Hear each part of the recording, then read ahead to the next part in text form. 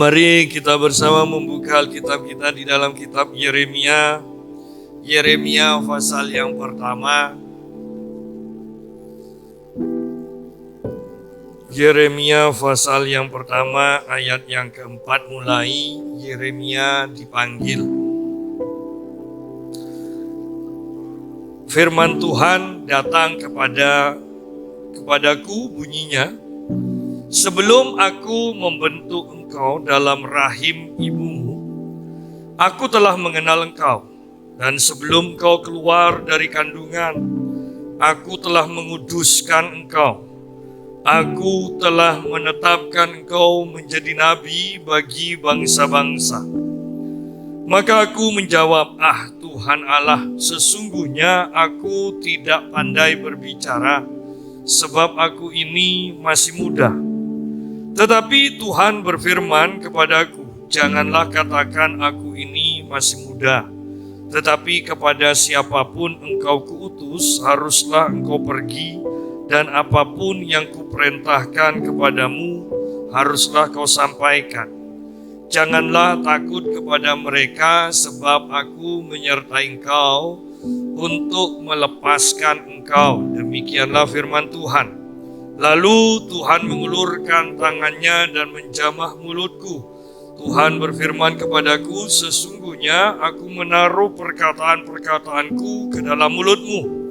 Ketahuilah pada hari ini aku mengangkat engkau atas bangsa-bangsa dan atas kerajaan-kerajaan untuk mencabut dan merobohkan, untuk membinasakan dan meruntuhkan, untuk membangun dan menanam. Kita berhenti sampai sini dulu. Dikatakan di sini bahwa firman Tuhan datang kepada Yeremia. Dan firman-Nya itu berbunyi seperti ini, sebelum aku membentuk engkau dalam rahim ibumu, aku telah mengenal engkau.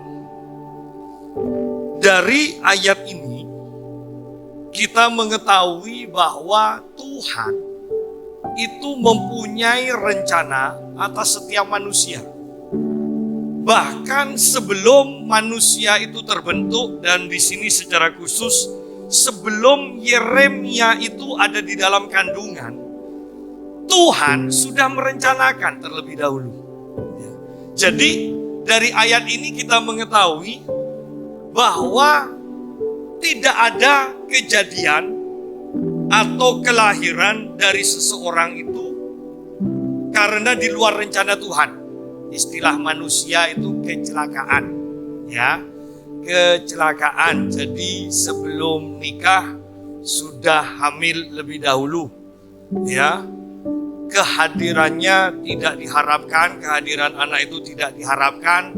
Tiba-tiba sudah ada, dan mamanya terutama awalnya kaget ketika disampaikan kepada calon ayahnya juga kaget.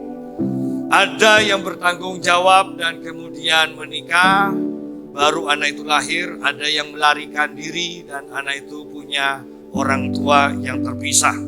Ya, dan kita namakan ini kecelakaan. Tidak diharapkan, tidak direncanakan. Ya. Dan akibatnya anak itu kemudian merasa tertolak. Anak itu menjadi orang pemberontak. Anak itu menjadi orang yang tidak berguna. Banyak yang seperti itu. Tetapi perhatikan, lepas apakah itu hasil dari pernikahan yang benar atau istilahnya kecelakaan, lihat di sini, sebelum anak itu ada dalam kandungan, Tuhan sudah merencanakan. Pak, berarti anak itu lahir di luar nikah itu sudah dalam rencana Tuhan? Oh, tidak. Masa depan bahwa anak ini akan lahir, masa depannya Tuhan sudah rencanakan semua. Yang pasti keinginan Tuhan seharusnya anak itu lahir dari pernikahan yang diberkati. Tetapi ingat, sekalipun setan mau membatalkan rencana Tuhan, sekalipun orang-orang mau membatalkan rencana Tuhan, saya mau katakan ujung-ujungnya ketika ada orang yang sepikir dengan Tuhan, maka rencana Tuhan atas anak itu, atas orang itu pasti terjadi. Sebelum aku membentuk engkau dalam rahim ibumu, sebelum kita ada di dalam rahim, sebelum kita dikandung, Tuhan sudah merencanakan, Tuhan sudah punya rencana. Dan bagi kita, jangan merendahkan anak atau orang yang lahir di luar pernikahan. Kenapa? Karena Tuhan punya rencana. Ya. Jangan sampai kita merendahkan rencana Tuhan karena apa yang kita lihat di hadapan kita. Ya. Sebelum aku membentuk engkau dalam rahim ibumu, aku telah mengenal engkau. Tuhan sudah mengenal, Tuhan sudah merencanakan. Ya. Dan sebelum engkau keluar dari kandungan, aku telah menguduskan engkau. Aku telah menetapkan engkau menjadi nabi bagi bangsa-bangsa. Saya suka ayat ini. Dan sebelum engkau keluar dari kandungan, aku telah menguduskan engkau. Saya ingatkan kembali, tidak ada rencana Allah yang akan membuat kita keguguran. Bahkan kata-kata berkat dari imam di dalam perjanjian lama selalu mengatakan, tidak akan ada yang gugur di antaramu, dan tidak ada yang mandul di antaramu. Berarti saya mau katakan anak kerajaan dan rencana kerajaan, setiap orang yang menikah pasti punya anak. Itu rencana Tuhan dan itu rencana kerajaan. Jadi kita sungguh harus bersyukur untuk hal ini. Karena kalau sampai ya di luar agama Kristen ada orang-orang sampai berani menikah lagi, alasannya kenapa? Karena ingin punya anak. Tetapi bersyukur Tuhan punya rencana yang indah bagi kita anak-anak kerajaan. Setiap orang yang menikah, rencana Tuhan adalah mereka akan beranak cucu. Aku telah mengenal engkau, dan sebelum engkau keluar dari kandungan, saya mau katakan bahkan sekalipun orang menolak engkau, sekalipun orang tidak mau menerimamu, aku akan mengeluarkan engkau, sebab rencanaku harus terjadi. Dan sebelum engkau keluar dari kandungan, aku telah menguduskan engkau. Aku telah menetapkan engkau menjadi nabi bagi bangsa-bangsa. Ya. Aku telah menetapkan engkau menjadi nabi bagi bangsa-bangsa. Rencana Tuhan itu adalah di luar pemikiran kita, atau lebih tepatnya melampaui pemikiran kita. Ya, itulah rencana Tuhan.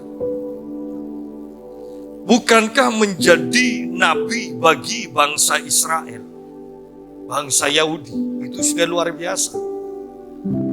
Tetapi ini melampaui itu semua, dikatakan Tuhan menetapkan Nabi Yeremia menjadi nabi bagi bangsa-bangsa.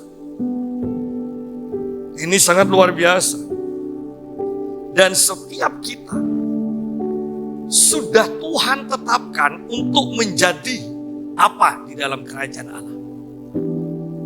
Dan tidak perlu kita menjadi sama dengan orang lain, berarti juga tidak perlu iri dengan orang lain. Karena pasti kita tidak bisa mau meniru bagaimanapun, kita tidak bisa menjadi orang lain, dan kita akan gagal kalau mau menjadi orang lain, atau kita tidak akan maksimal dengan potensi yang Tuhan tetapkan dalam diri kita. Bukti bahwa kita tidak akan bisa menjadi sama dengan orang lain adalah sidik jari kita aja tidak ada yang sama, ya, tidak ada yang sama. Bayangkan berapa miliar orang dan tidak ada sidik jari yang sama.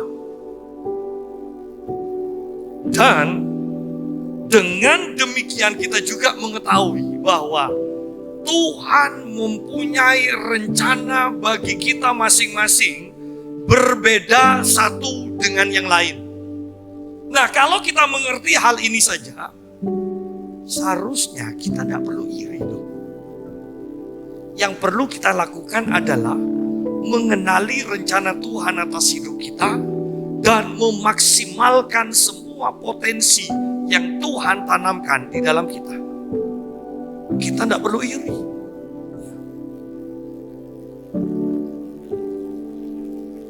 Aku telah menetapkan engkau menjadi nabi bagi bangsa-bangsa. Sidang cepat. Bahkan saya mau katakan begini. Ingat, rencana Tuhan itu melampaui pemikiran kita. Karena Yeremia di sini dikatakan, ayat yang pertama mengatakan ini. Inilah perkataan-perkataan Yeremia bin Hilkia dari keturunan imam yang ada di Anatot di tanah Benyamin. Berarti kita ini harus siap untuk masuk dalam rencana Allah. Ya.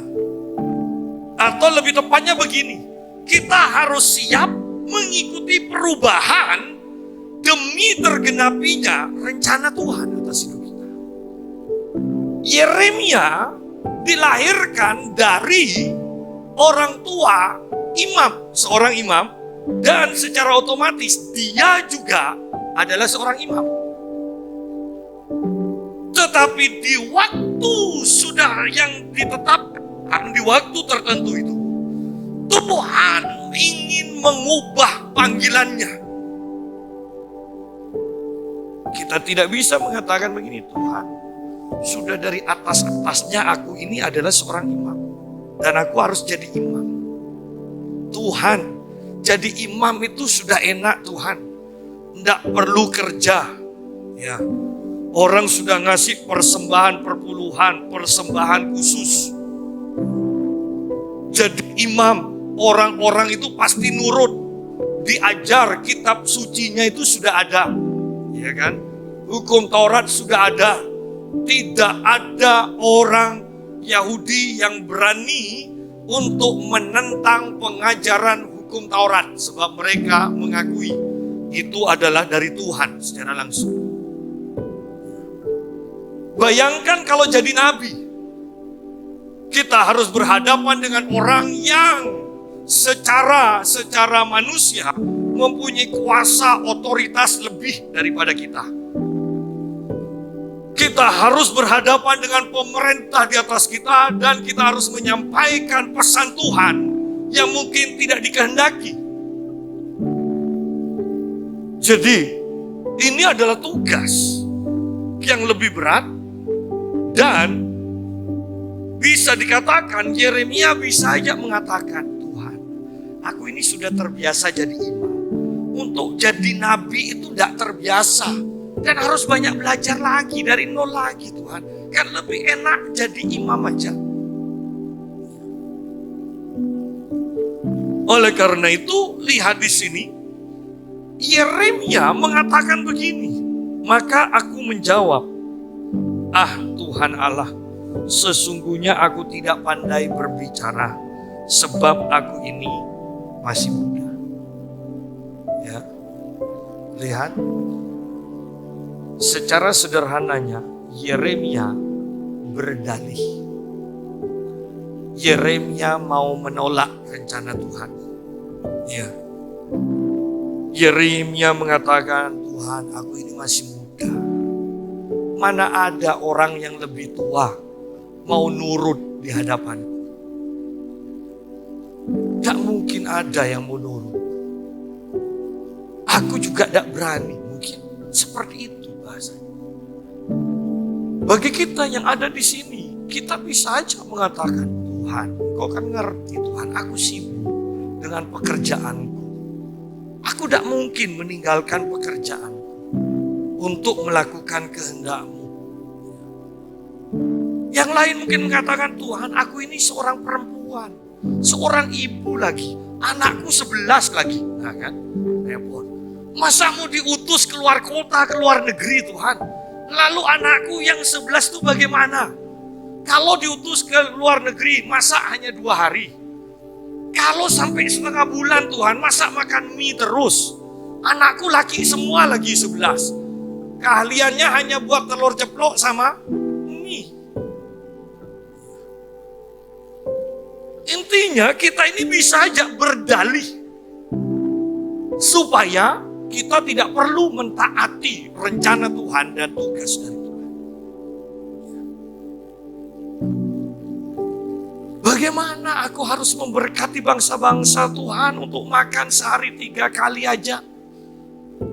Tidak bisa, hanya 2 kali Tuhan notoknya.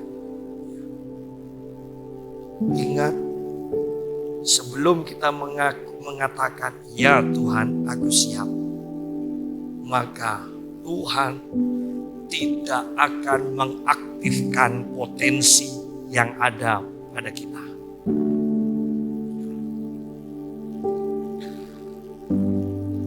Tuhan Allah, sesungguhnya aku tidak pandai berbicara sebab aku ini masih muda. Mungkin kita juga bisa mengatakan, Tuhan, aku ini tidak punya titel. Aku ini tidak sekolah Alkitab, masa harus jadi hamba Tuhan? Padahal jadi hamba Tuhan kan mudah kan? Pokok beritakan Allah jadi manusia dalam bentuk Yesus untuk menyelamatkan kita, menebus kita. Kemudian yang sakit disembuhkan, buat mujizat, kan mudah kan sebenarnya. Tidak usah bahas Tritunggal itu seperti apa, akhir zaman seperti apa, tidak perlu.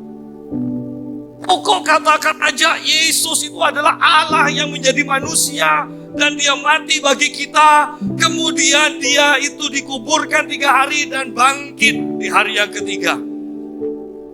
Siapa yang percaya dosanya diampuni. Mari yang sakit silakan datang dan sembuhkan. Beres kan? Sebetulnya kan mudah. Hanya kita ini banyak berdalih. Kenapa berdalih? Konsep pemikiran kita jauh dari rencana Tuhan. Kita tidak pernah berpikir bahwa rencana Tuhan atas hidup kita jauh lebih baik, jauh lebih sempurna daripada konsep pikiran kita sendiri. Jujur, banyak orang yang berpikir bahwa apa yang dipikirkan rencananya itu yang terbaik, sehingga tidak siap dengan perubahan untuk mengikuti rencana Tuhan yang pasti jauh lebih baik dari konsep pemikiran kita. Maka aku menjawab, Tuhan Allah, sesungguhnya aku tidak pandai berbicara sebab aku ini masih muda. Aku tidak bisa melayanimu Tuhan sebab aku ini wanita. Aku tidak bisa melayanimu Tuhan sebab tokoku tidak mungkin aku tinggal. Aku tidak bisa melayanimu Tuhan sebab ini, sebab itu, sebab ini dan sebagainya. Setiap orang bisa berdalih. Sayangnya, yang saya mau katakan begini. Ketika kita tidak masuk dalam rencana Tuhan, maka kita sedang menuju jalan yang akan membawa kita semakin merosot, semakin berkurang dan akhirnya habis. Ya. Sungguh kita harus masuk dalam rencana Tuhan. Beberapa waktu yang lalu, seseorang dari Surabaya WA saya menelpon. Dan dia katakan, bagaimana ini Pak Yusak ke depannya? Susah, saya katakan. Belum virus corona selesai, sudah ada norovirus, ya kan, di Cina, di mana orang itu buang-buang air kemudian muntah darah. Dan ini sudah menyebar. Dan saya katakan, perhatikan, mulai November saya katakan akan terjadi banyak bencana alam. Kan kok menakutkan Pak Yusak? Sudahlah, perhatikan, itu akan terjadi. Tetapi ketika kita berlindung dan semakin mendekat pada Tuhan, maka pada waktu itulah kita sungguh akan mengenal Tuhan. Bahwa Dia adalah pelindung yang bisa dipercaya. Bahwa Dia adalah Sang Pembuat mujizat yang menakjubkan. Bahwa kita akan menikmati akan segala kuasa Tuhan itu dalam kehidupan kita. Dan bukankah kemarin kalau tidak salah ya, Alaska sudah gempa kan? 7,5. Ya. Hanya belum tinggi katanya, tapi gelombangnya sudah mulai tinggi sampai ke Papua. Nah, kan? Jadi mari kita mulai mendekat kepada Tuhan, masuk dalam rencana Tuhan. Kenapa? Karena ketika kita masuk dalam rencana Tuhan, setan tidak bisa melampaui batas-batas yang Tuhan sudah tetapkan. Saya selalu istilahkan begini, 45 Nabi Baal yang menantang Elia, yang ditantang oleh Elia untuk mendatangkan api. Kenapa mereka berani? Karena bagi mereka 450 Nabi Baal itu mendatangkan api dari langit adalah hal yang biasa. Apalagi sekarang 450 kumpul. Sendirian aja mereka bisa mendatangkan api kok. Tetapi saya mau katakan, ketika hari itu, saat itu Tuhan mau beracara, mereka semua harus diam, bahkan roh jahat pun harus diam. Karena itu waktunya Tuhan untuk beracara.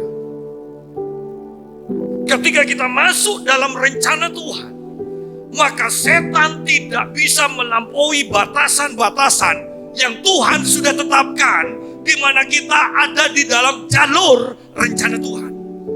Itu ada batasan-batasannya yang setan tidak bisa melampaui itu. Tetapi Tuhan berfirman kepadaku, janganlah katakan aku ini masih muda. Tetapi kepada siapapun engkau kuutus haruslah engkau pergi, dan apapun yang kuperintahkan kepadamu haruslah kau sampaikan. Saya sederhanakan, jangan berdalih, yang penting itu taat aja lah. Taat aja.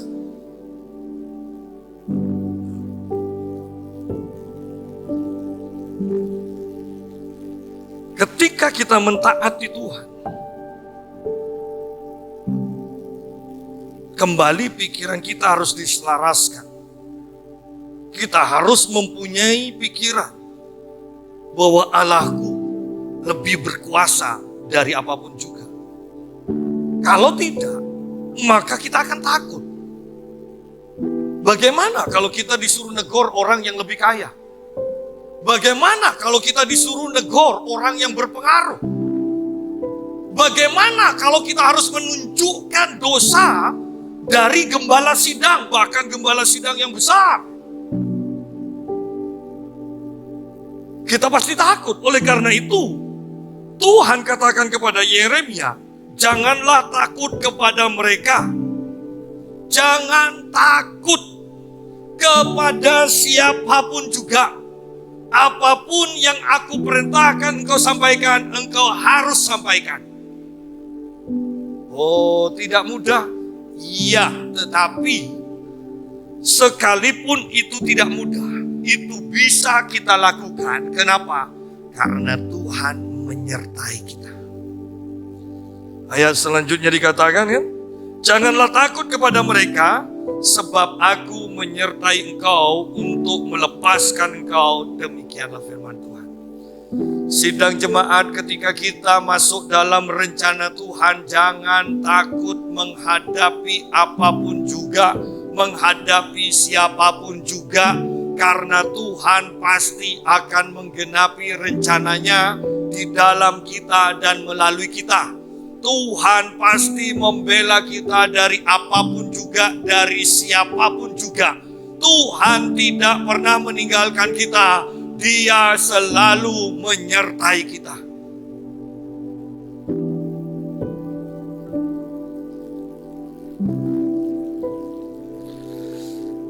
Ayat 9, lalu Tuhan mengulurkan tangannya dan menjamah mulutku. Tuhan berfirman kepadaku, sesungguhnya aku menaruh perkataan-perkataanku ke dalam mulutmu. Yeremia mengatakan ayat yang ke-6, aku masih muda dan aku tidak pandai berbicara. Ayat 9, Tuhan berkata, aku yang akan menaruh perkataan-perkataanku dalam mulutmu. Yesus berkata, kalau engkau dibawa atau disidang, tidak usah takut, tidak usah mikirkan apa yang akan engkau katakan. Nanti Roh Allah, Roh Kudus akan memberikan perkataan-perkataan kepadamu, dikatakan oleh Yesus. Kitab Mazmur mengatakan, bukalah mulutmu lebar-lebar, aku Tuhan akan membuatnya menjadi penuh. Sesungguhnya aku menaruh perkataan-perkataanku ke dalam mulutmu. Percayalah bahwa Tuhan akan memberikan kita firman-Nya, perkataannya yang tepat. Saya dari tadi pagi berpikir dan membaca dan menyelidiki Wahyu pasal yang pertama, dan saya ingin menyampaikan pokok Wahyu pasal pertama, ayat pertama dan seterusnya. Tetapi siang tadi Tuhan mengingatkan saya ayat ini dan saya tahu bahwa saya harus menyampaikan ini. Jadi Wahyu 1 nanti hari Minggu pagi.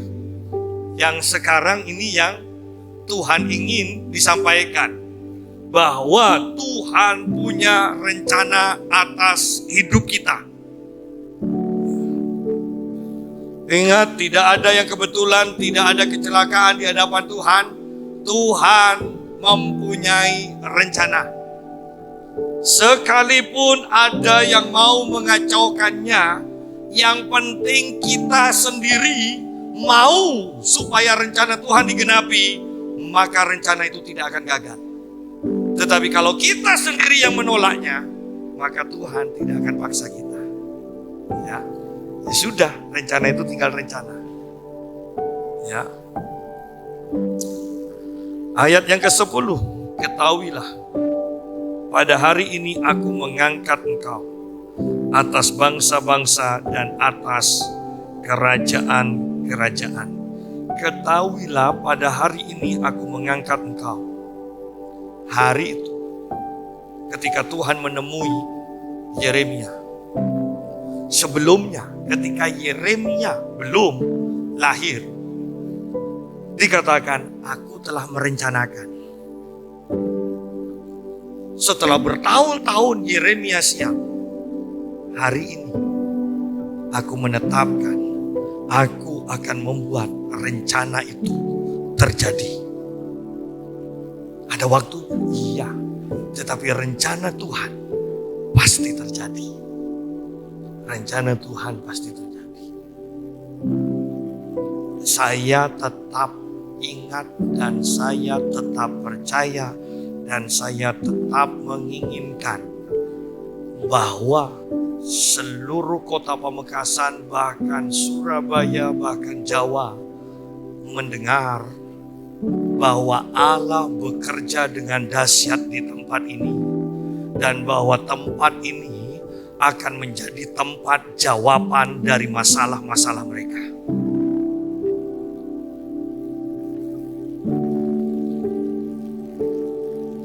Berandai-andai kalau ada jalan tol, ya kan, dari Bangkalan, dari Suramadu ke Pamekasan, ke Sumeneb. Berandai-andai bagi orang Surabaya mengadakan perjalanan 1 jam untuk ibadah, itu hal yang biasa. Berarti ada kemungkinan dong gereja kita penuh.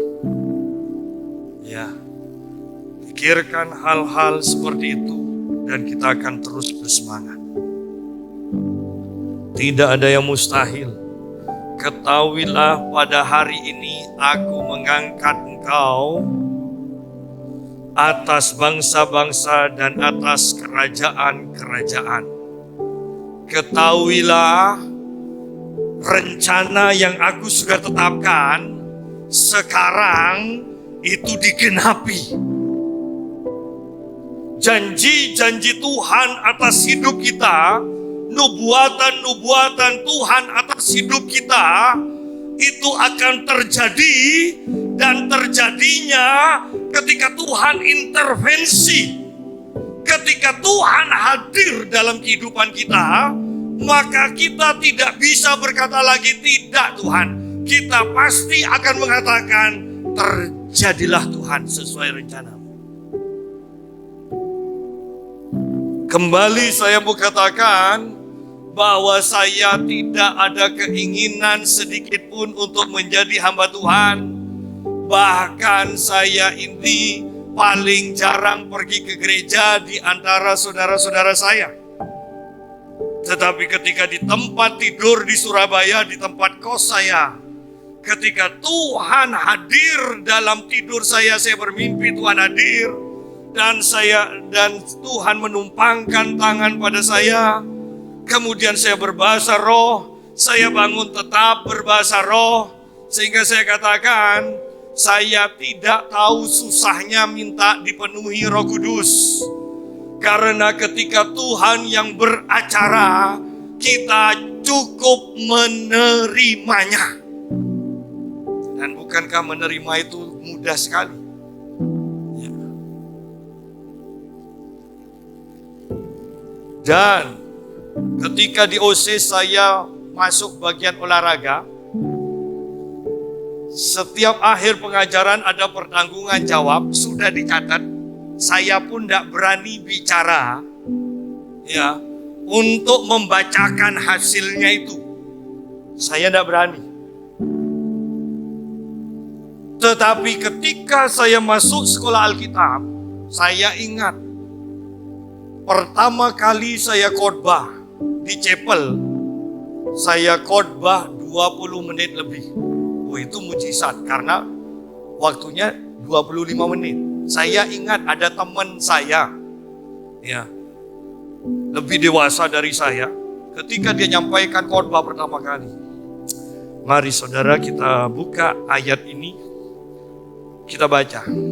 Selesai dibaca, mari kita lanjutkan ayat ini. Dan dia baca, kita lanjutkan lagi ayat ini. Dan kemudian dia katakan, kita lanjutkan lagi. Demikianlah firman Tuhan. Mari kita berdoa. 3 menit. Selesai. Dan saya tahu setelah kita lulus, dia tidak menjadi hamba Tuhan. Kembali ingat, karena memang dia hanya sekedar ingin tahu, tetapi bukan rencana Tuhan, bukan panggilan Tuhan untuk dia jadi hamba Tuhan. Tetapi ketika kita masuk dalam rencana Tuhan dan kita mengatakan, ya Tuhan, aku siap. Ketika engkau dipanggil menjadi pengusaha, engkau akan menjadi pengusaha yang berhasil. Ketika engkau dipanggil Tuhan menjadi nabi, engkau akan menjadi nabi yang sangat tajam. Ketika engkau dipanggil Tuhan sebagai guru, engkau akan mempunyai hikmat untuk menyampaikan dengan benar pengetahuanmu sehingga mudah ditangkap oleh murid-muridmu. Ada kan orang walaupun bergelar profesor, kalau bukan karunia guru, itu murid mahasiswanya tambah pusing. Ya, itu karunia memusingkan, bukan karunia guru. Ya, ada yang seperti itu.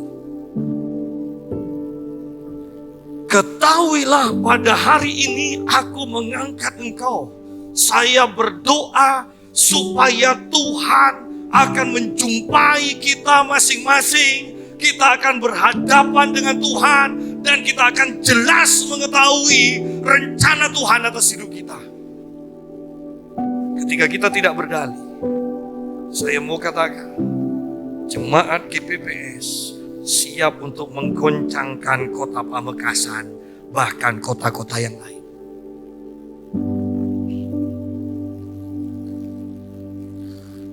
Saya bahkan tidak membayangkan bahwa saya bisa menjadi berkat di banyak tempat.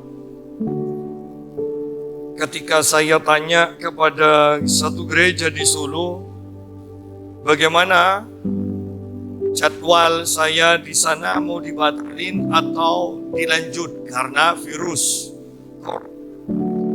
Dan gembalanya katakan, "Enggak Pak, terus sudah ditunggu-tunggu oleh jemaat." Ya, ketika saya selesai melayani, gembala dan istrinya mengatakan, "Bisakah Pak melayani gereja kami sebulan sekali?" Dan saya katakan, "Janganlah. Kalau sebulan sekali, 2 bulan sekali tidak apa-apa." "Ya, sudah Pak, deal, 2 bulan sekali." Dan saya mau katakan bahwa itu saya sebagai hamba Tuhan.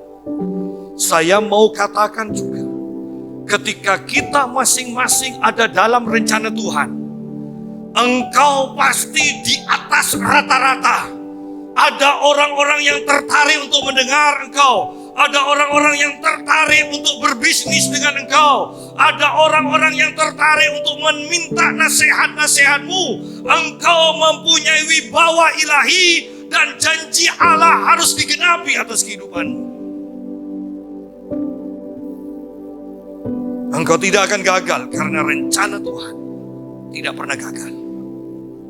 Karena Tuhan punya rencana dan Tuhan mendampingi kita di dalam rencananya itu. Dia tidak hanya menyuruh dan kemudian meninggalkan kita, tetapi Dia menyampaikan rencananya dan Dia menyertai kita.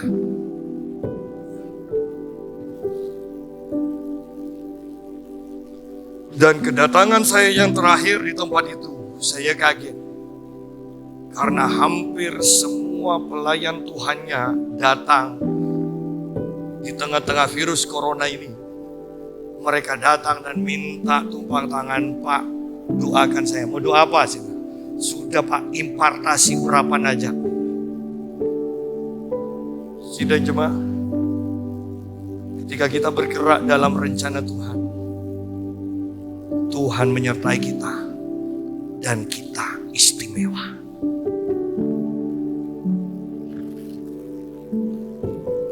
Perhatikan tugas dari Yeremia. "Ketahuilah pada hari ini aku mengangkat engkau atas bangsa-bangsa dan atas kerajaan-kerajaan untuk mencabut dan merobohkan, untuk membinasakan dan meruntuhkan, untuk membangun dan menanam." Pelayanan kenabian, pelayanan seorang nabi, gereja yang bergerak di dalam kenabian. Awal-awalnya tidak menyenangkan dan orang kalau tidak mengerti akan meninggalkan seorang nabi, akan meninggalkan gereja yang bergerak dalam kenabian. Kenapa? Karena dosa-dosamu akan dibongkar. Karena dosa-dosamu akan dihancurkan. Karena kebiasaan-kebiasaan jelekmu akan tersingkap. Lihat di sini pelayanan kenabian ada 6. 4 itu negatif, 2 baru positif. Ya. 4 negatif, mencabut dan merobohkan, membinasakan dan meruntuhkan.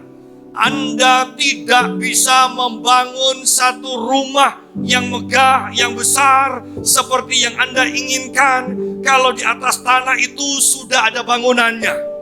Kecuali Anda harus merobohkan itu semua, meratakan itu semua, dan kemudian baru Anda bisa membangun yang baru.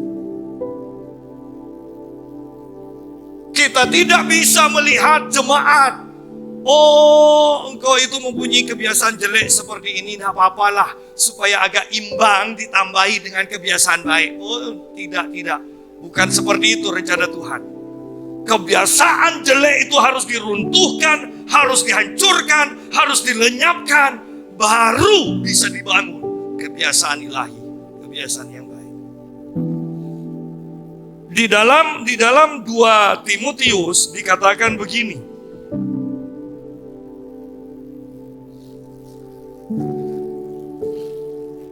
2 Timotius pasal yang ketiga, ayat yang ke-16. Segala tulisan yang diilhamkan Allah memang bermanfaat, perhatikan, untuk mengajar, untuk menyatakan kesalahan, untuk memperbaiki kelakuan, dan untuk mendidik orang dalam kebenaran. Loh, enggak enak loh menyatakan kesalahan, memperbaiki kelakuan, mendidik itu ada kata disiplin di sana, unsur disiplin. Itu enggak enak.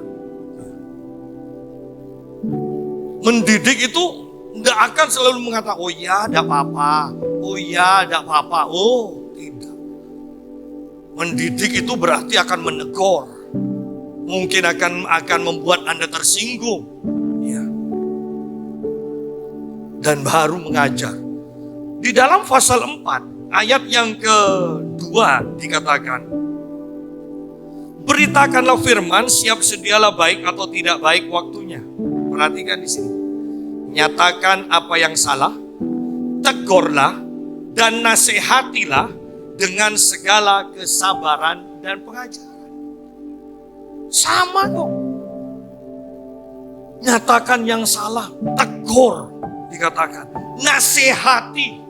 Bisa bayangkan kita yang muda menasehati yang tua, yang lebih tua, bahkan yang lebih berpengalaman, tidak mudah.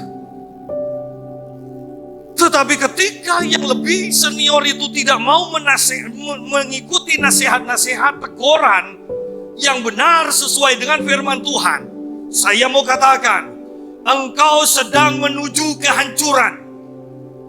Hikmat yang sudah engkau pupuk selama ini, pada waktu engkau bertentangan dengan firman Tuhan, hikmatmu akan lenyap. Sidang jemaat. Oleh karena itu, mari lihat pelayanan kenabian. Pelayanan kenabian akan selalu menegur, akan menyingkapkan kesalahan. Tetapi ketika kita mau sadar bahwa semua ini terjadi, semua kesalahanku tersingkapkan, karena Tuhan mengasihi aku, karena Tuhan mempunyai rencana atasku, aku harus bertobat dan aku harus masuk di dalam rencana Tuhan ini. Engkau akan naik dan terus naik. Itulah rencana Tuhan. Di akhir zaman, kita perlu suara kenabian lagi. Karena ketika kita ditegur dan mau berubah, ada berkat yang menanti. Ketika kita mau ditegur dan kita mau mentaatinya, maka mujizat yang akan terjadi. Segala sesuatu di mana kita diubahkan oleh Tuhan, maka di depan ada berkat Tuhan. Karena rencana Tuhan atas semua kita adalah rencana berkat, rencana keberhasilan, rencana peningkatan, rencana penambahan.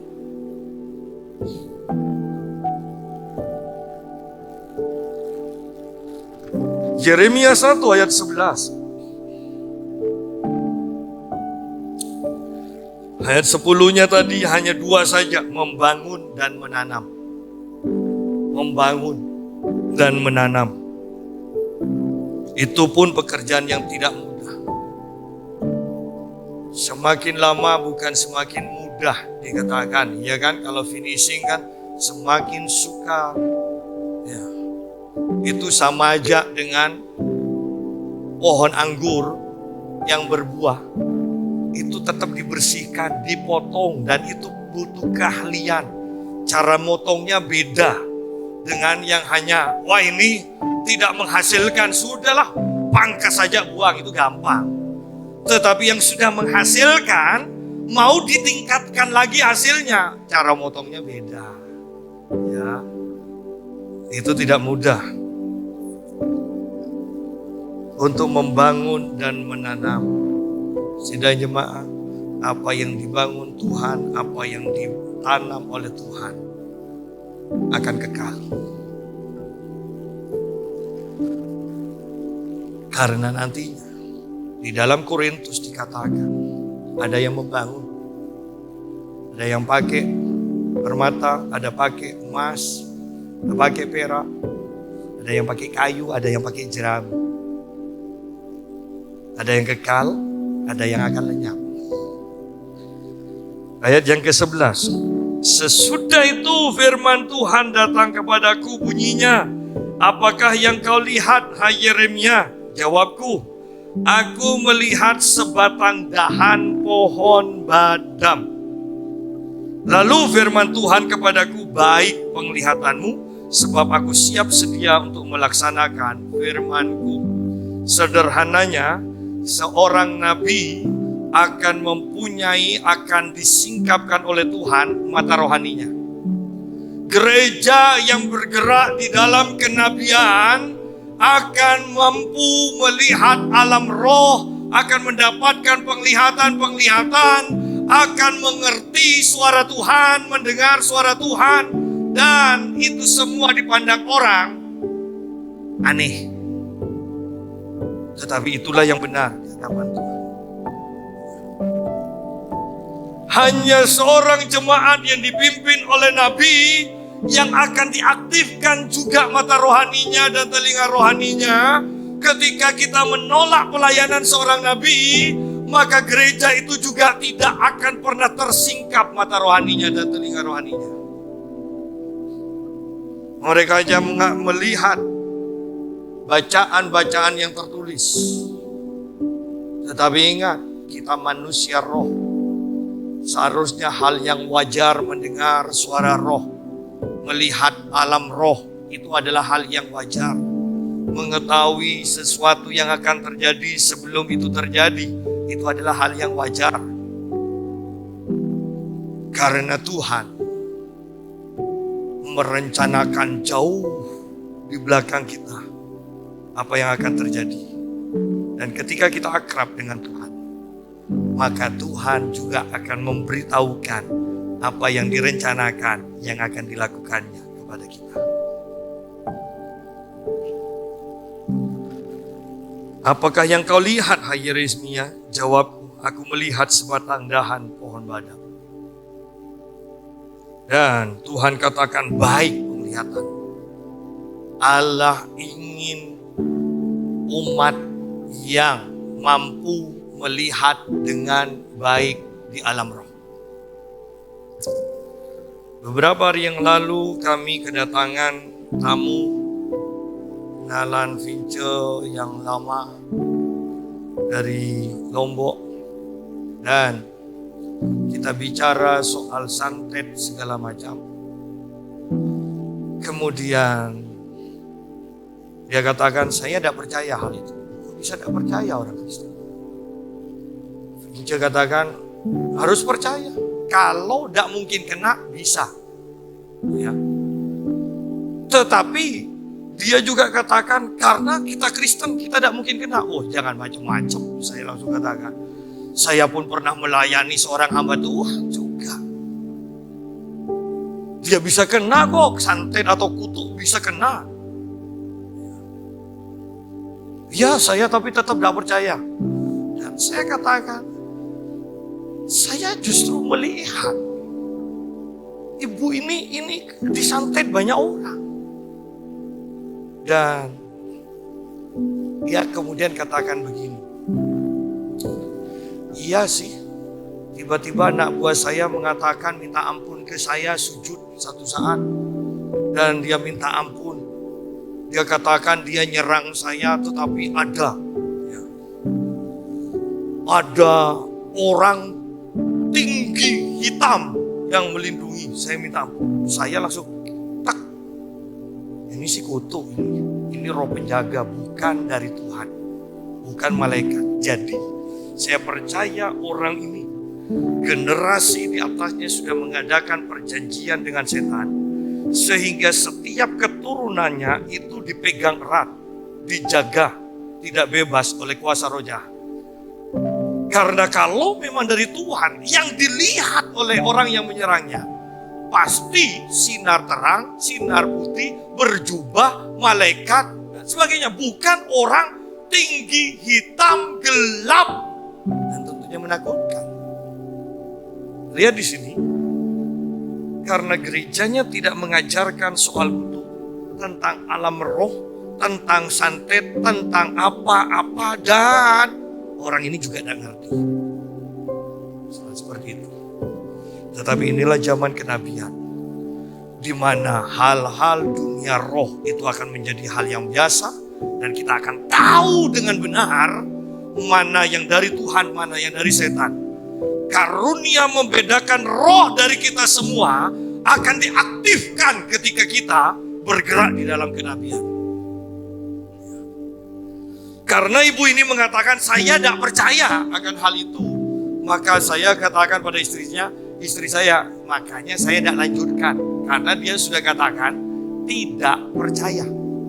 Jadi tidak perlu berbantah-bantah. Ya.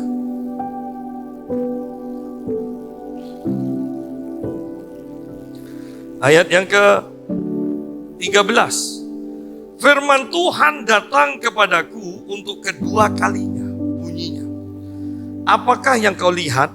Jawabku, aku melihat sebuah periuk yang mendidih, datangnya dari sebelah utara. Lalu firman Tuhan kepadaku, dari utara akan mengamuk malapetaka menimpa segala penduduk negeri ini, sebab sesungguhnya aku memanggil segala kaum kerajaan sebelah utara. Demikianlah firman Tuhan, dan mereka akan datang dan mendirikan tahtanya masing-masing di mulut pintu-pintu gerbang Yerusalem, dekat segala tembok di sekelilingnya dan dekat segala kota Yehuda. Maka aku akan menjatuhkan hukumanku atas mereka karena segala kejahatan mereka, sebab mereka telah meninggalkan aku dengan membakar korban kepada Allah lain dan sujud menyembah kepada buatan tangannya sendiri. Nah, Anda perhatikan ayat 11 dan ayat 12, Allah hanya menunjukkan suatu penglihatan kepada Yeremia untuk mengetes, untuk melatih mata rohani dari Yeremia. Kemudian Tuhan hanya mengatakan, baik penglihatanmu, sebab aku siap sedia untuk melaksanakan firman-Ku. Ya. Tetapi penglihatan kedua, Tuhan sertai dengan penjelasan yang begitu panjang. Ya. Nah, secara sederhananya ketika kita mendapatkan penglihatan di awal-awal, kita pokoknya hanya tahu, oh artinya ini. Ya. Tetapi ketika kita terus masuk di dalam gerakan penglihatan, nubuatan seperti ini, Anda mendapat penglihatan, nanti Anda akan dipimpin oleh Tuhan untuk menjelaskan lebih panjang, lebih terperinci apa yang Anda lihat. Awalnya orang bernubuat itu paling, oh Tuhan mengatakan aku mengasihimu. Hanya seperti itu. Tetapi ketika kau mulai bernubuat lagi, kau mungkin mulai panjang. Tuhan mengasihimu. Oleh karena itu rencana yang Tuhan tetapkan bagimu tidak mungkin gagal. Tuhan sedang membuka jalan. Tuhan sedang memanggil orang-orang untuk membantu engkau dan seterusnya. Jadi mulai panjang. Ya, Anda harus latih ini karena tanpa latihan Anda tidak akan bernubuat Anda juga tidak akan bisa bernubuat dengan terperinci. Dan kemudian, tidak ada aturan baku untuk mengartikan, menafsirkan penglihatan atau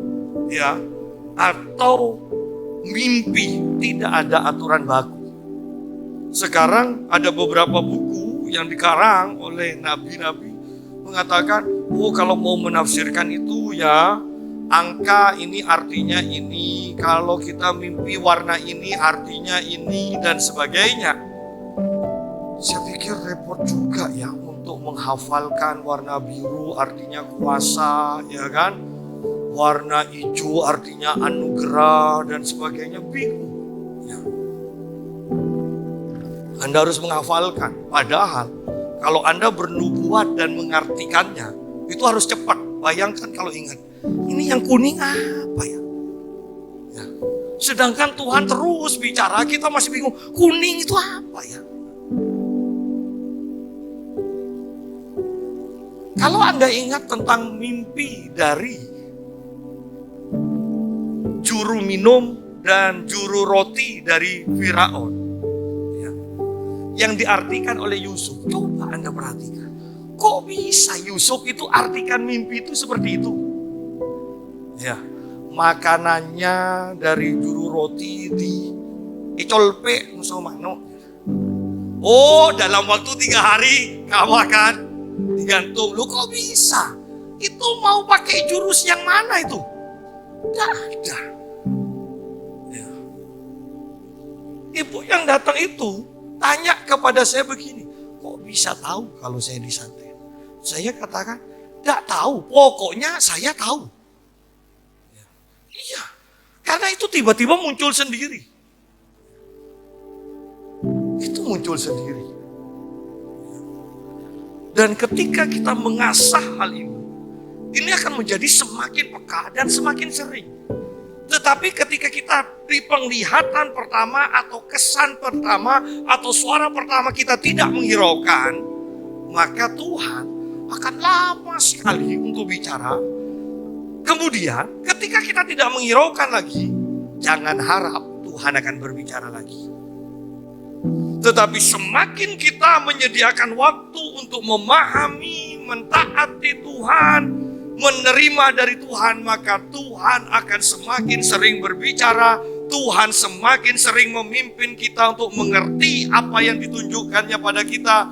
Tuhan bahkan akan memimpin mulut kita untuk menyampaikannya sebelum kita berpikir.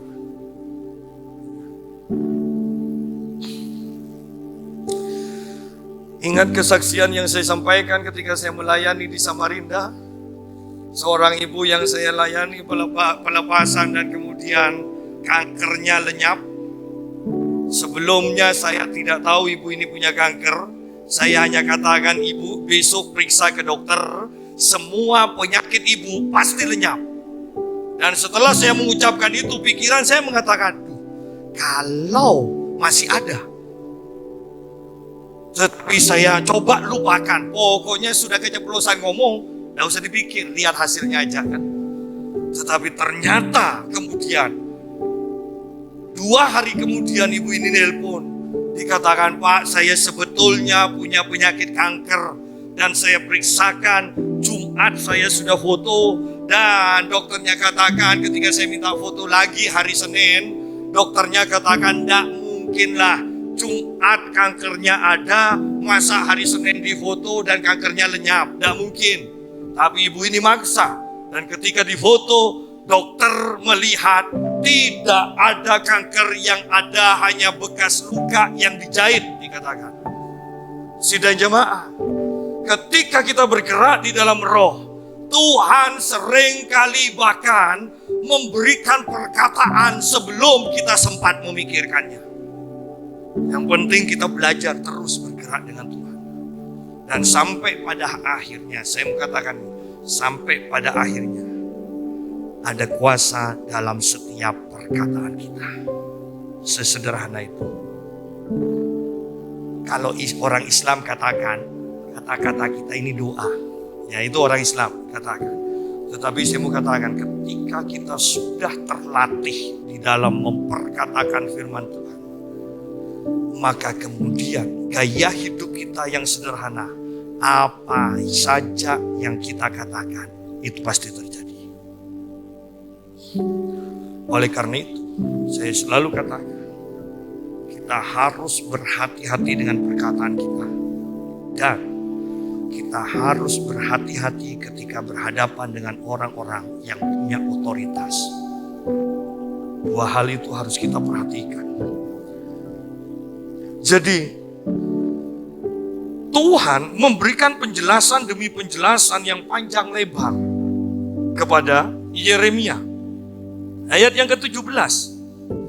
Tetapi engkau ini, baiklah engkau bersiap, bangkitlah dan sampaikanlah kepada mereka segala yang kuperintahkan kepadamu. Janganlah gentar terhadap mereka, supaya jangan aku menggentarkan engkau di depan mereka. Ini yang harus Yeremia lakukan. Dikatakan, bangkitlah dan sampaikanlah kepada mereka, baik para pemimpin, baik para imam yang berbuat dosa, bahkan baik kepada imam besar, ya. Sampaikan kepada mereka, jangan dikurangi, jangan diperlemah, jangan hanya sebagian. Sampaikan kepada mereka segala yang kuperintahkan kepadamu. Segalanya. Jangan diperlemah karena sungkan. Jangan.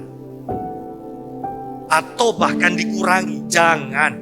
Tuhan katakan, pokoknya apa yang aku sampaikan semuanya. Jangan diperlemah, jangan dikurangi, jangan disampaikan sebagian. Itulah pelayanan kenabian. Tidak mudah. Oleh karena itu, guru saya Bapak Joko Triasmoro mengatakan begini, kalau saya perhatikan gereja yang bergerak di dalam kenabian, dan ini berbicara tentang kenabian yang sesungguhnya, yang benar, yang tanpa kompromi.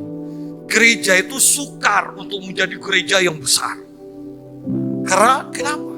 Karena pada umumnya kebanyakan jemaat tidak suka ditegur, tidak suka dosanya disingkapkan. Kebanyakan para pemimpin juga tidak berani menegur, tidak berani menyampaikan firman dengan keras. Kenapa? Takut jemaatnya pindah. Tetapi ingat, bahkan Tuhan mengatakan, banyak yang aku panggil, sedikit yang terpilih, lebih sedikit lagi yang setia. Ingat juga firman Tuhan mengatakan, banyak orang yang memilih untuk lewat pintu yang lebar, dan sangat sedikit yang memilih pintu yang sempit. Berarti gereja besar bukan ukuran bahwa gereja itu pasti benar. Ukurannya adalah ketaatan, kekudusan, kuasa yang terpancar melalui kehidupan gereja itu. Kekudusan. Kekudusan itu begitu pentingnya. Tidak mungkin kita mengalami Tuhan tanpa kekudusan. Tidak mungkin kita mengalami Tuhan lebih lagi tanpa kekudusan kita meningkat di hadapan Tuhan. Ya. Dan semakin kita dikuduskan Tuhan, semakin kuat hadirat Tuhan yang akan menyertai, atau istilah kenabian yang kita bawa. Karena kitab Hagai dikatakan ketika bait Allah dibangun kembali, setelah bait Allah yang pertama itu dihancurkan, Tuhan mengatakan, bahwa kemuliaan dari bait Allah ini akan melebihi bait Allah yang padahal kita tahu bait Allah yang dibangun itu jauh lebih jelek daripada bait Allah yang pertama yang dibangun oleh Raja Salomo. Apa yang dimaksud oleh Tuhan? Karena bait Allah yang dibangun oleh Salomo, ketika itu ditahbiskan, hadirat Tuhan memenuhi gedung gereja itu. Tetapi bait Allah yang dibangun oleh Tuhan, yaitu kita. Ketika Petrus berjalan, hadirat Tuhan menyertai Petrus. Sehingga orang sakit yang kena bayangannya disembuhkan. Ketika Paulus kemanapun pergi, sapu tangannya diminta, jubahnya diminta untuk disentuhkan kepada orang yang sakit atau kerasukan. Bahkan di benua yang lain, orang itu akan disembuhkan, setannya akan pergi. Itulah yang dimaksud bahwa kemuliaan Allah yang akan menyertai gerejanya selanjutnya lebih mulia daripada bait yang sebelumnya itu. Dan saya percaya bahwa kita semua ditetapkan oleh Tuhan sebagai pembawa hadirat Tuhan. Bayangkan hadirat Tuhan itu berjalan kemana? Ada di mana? Maka pasti ada mujizat. Engkau adalah pembawa hadirat Tuhan dan perjalanan hidupmu akan memanifestasikan mujizat dari Tuhan. Sehingga kemuliaan bait Allah, yaitu tubuh kita ini adalah bait Allah, lebih mulia daripada bait Salomo itu. Kita ditentukan untuk membawa kemuliaan Tuhan, membawa hadirat Tuhan. Semakin kita menguduskan diri bagi Tuhan, semakin hadirat Tuhan itu semakin kuat di dalam kehidupan kita. Jangan pernah mau menjadi manusia biasa-biasa saja.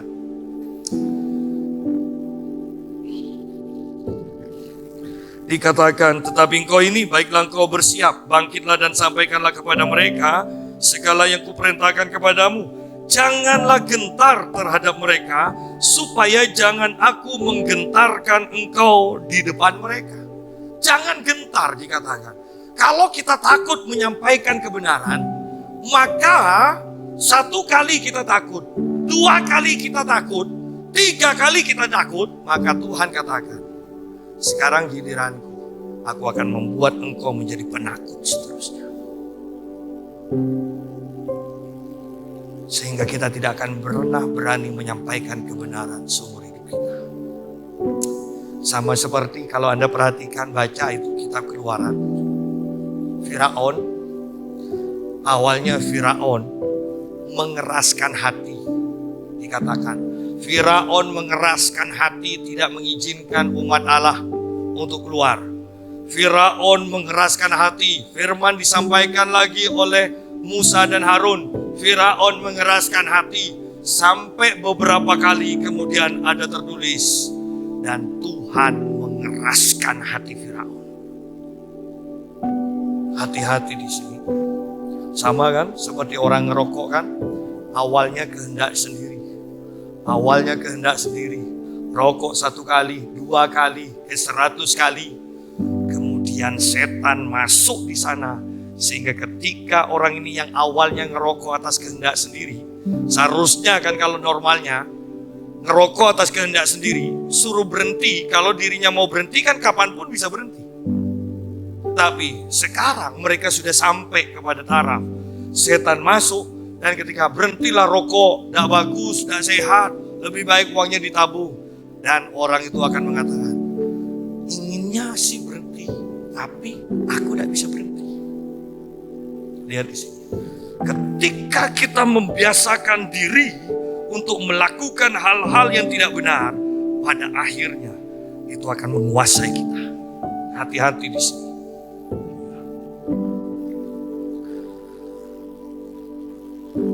Ayat 18 dan 19. Mengenai aku, sesungguhnya pada hari ini aku membuat engkau menjadi kota yang berkubu, menjadi tiang besi dan menjadi tembok tembaga, melawan seluruh negeri ini, menentang raja-raja Yehuda dan pemuka-pemukanya, menentang para imamnya dan rakyat negeri ini. Mereka akan memerangi engkau, tetapi tidak akan mengalahkan engkau, sebab aku menyertai engkau untuk melepaskan engkau. Demikianlah firman Tuhan. Ada inti.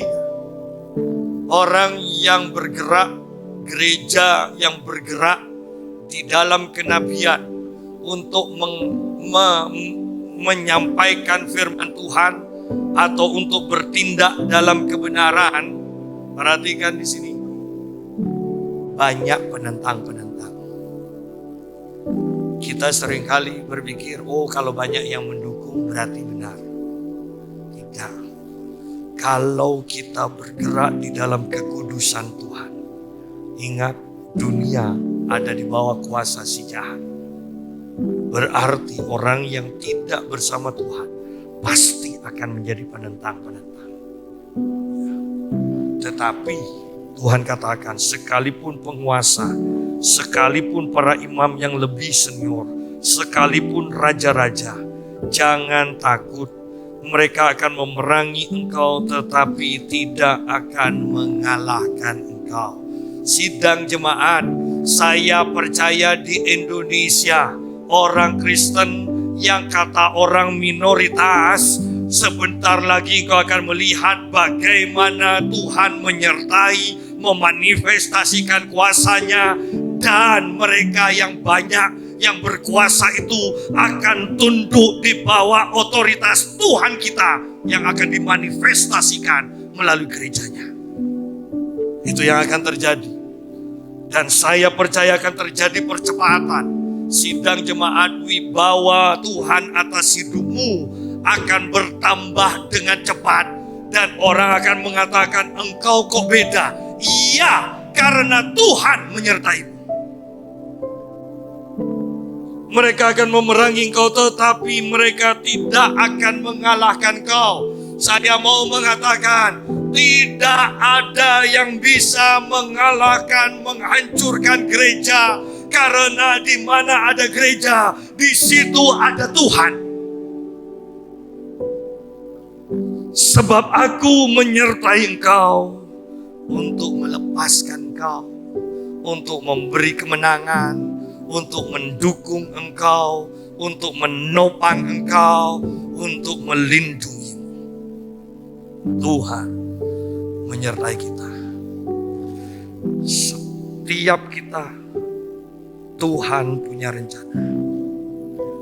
Tuhan akan menyertai kita sampai semua rencana Tuhan digenapi atas kehidupan kita.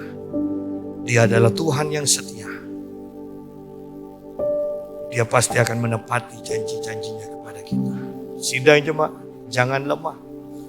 Ketika sepertinya rencana Tuhan atas kehidupan, keuangan kita, keluarga kita, anak-anak kita, istri kita, kok kelihatannya mustahil untuk digenapi. Saya mau mengatakan, Anda akan sampai pada kalimat Tuhan, firman Tuhan. Pada hari ini, aku akan menggenapinya. Kiranya Tuhan menyertai kita dan memberkati kita semua.